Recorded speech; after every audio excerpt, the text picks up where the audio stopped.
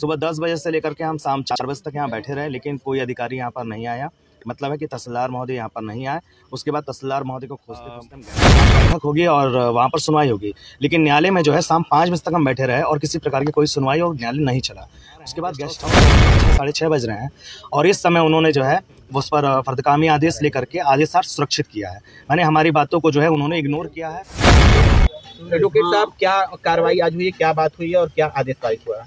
देखिए, कल की तिथि में जो है हमें आपत्ति पत्र प्रस्तुत करने का आज जो है तारीख मिला था। आज हमने अपनी आपत्ति पत्र जो है चलानी जो रिपोर्ट होती है आरसी प्रपत्र 20, इस पर हमने अपनी आपत्ति पत्र प्रस्तुत कर दिया और साथ ही साथ हमने जो कल जो स्थलीय निरीक्षण हुआ था उस निरीक्षण के बयान और उसके जिरह के लिए एक आवेदन पत्र दिया और साथ ही साथ अपने एक साक्ष्यों की लिस्ट दिया उन्हें कि महोदय हमारा साक्ष्य उस पर हो ताकि इसका विधि सम्मत रूप से निस्तारण हो सके। सुबह 10 बजे से लेकर के हम शाम 4 बजे तक यहाँ बैठे रहे, लेकिन कोई अधिकारी यहाँ पर नहीं आया।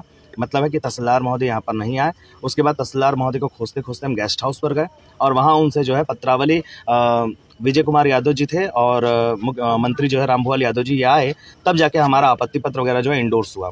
उसके बाद उन्होंने कहा कि न्यायालय में जो है आज बैठक होगी और वहाँ पर सुनवाई होगी, लेकिन न्यायालय में जो है शाम 5 बजे तक हम बैठे रहे और किसी प्रकार की कोई सुनवाई और न्यायालय नहीं चला। उसके बाद गेस्ट हाउस में अभी हम आ रहे हैं, गेस्ट हाउस से लगभग अभी 6-6:30 बज रहे हैं और इस समय उन्होंने जो है उस पर फर्दकामी आदेश लेकर के आदेशार्थ सुरक्षित किया है। मैंने हमारी बातों को जो है उन्होंने इग्नोर किया है और न ही हमें साक्ष्य का अवसर दिया और न ही उस रिपोर्ट पर बयान और उस पर जो है जिरह का अवसर प्रदान किया गया है। ये नियम संगत नहीं है और इसके आगे हम आगे बढ़ेंगे। सुरक्षा अब ये आदेश के लिए सुरक्षित है और अगली स्टेप देखेंगे कि कल कौन सा आदेश पारित होता है। इसके आगे आप कहाँ, अगला स्टेप आपका क्या होगा? आदेश यदि फेवर में आता है तो बेस्ट है और यदि फेवरेबल नहीं होता है तो हम इसके ऊपर अपील जाएंगे और आगे की प्रोसीडिंग जो होगी वो नियम संगत होगी। मतलब कहीं ना कहीं आपके जो डॉक्यूमेंट है उसको रिसीव नहीं किया गया? डॉक्यूमेंट अब जाके रिसीव हुआ है, पत्रावली में लग चुकी है। अब हमारी पत्रावली में जो आपत्ति है, जो हमने आवेदन दिया है कि साक्ष्य व जिरह होना चाहिए और साथ ही साथ जो है हमने अपने साक्ष्य की लिस्ट दिया है, उसको उनको जो है सुनना चाहिए और उस पर हमें अवसर मिलना चाहिए। वो प्राइवेट है कि सरकारी है जो बताया जा रहा है?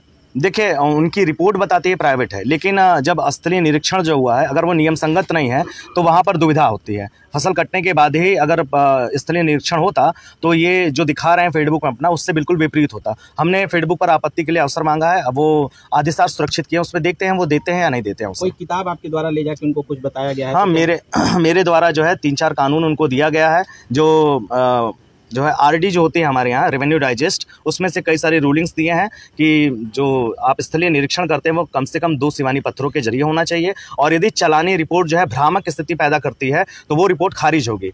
इनकी चलानी रिपोर्ट जो है उसमें ये नहीं लिखा गया है कि कितने वर्षों से कब्जा है। इन्होंने जो क्षतिपूर्ति बताया है वो 5% से अधिक बताया है और साथ ही साथ इसमें बहुत सारी कमियाँ हैं जिसको लेकर के हमने चैलेंज किया है और आदेशार्थ सुरक्षित है। आगे देखते हैं क्या साहब जो है जजमेंट करते हैं। Thank you.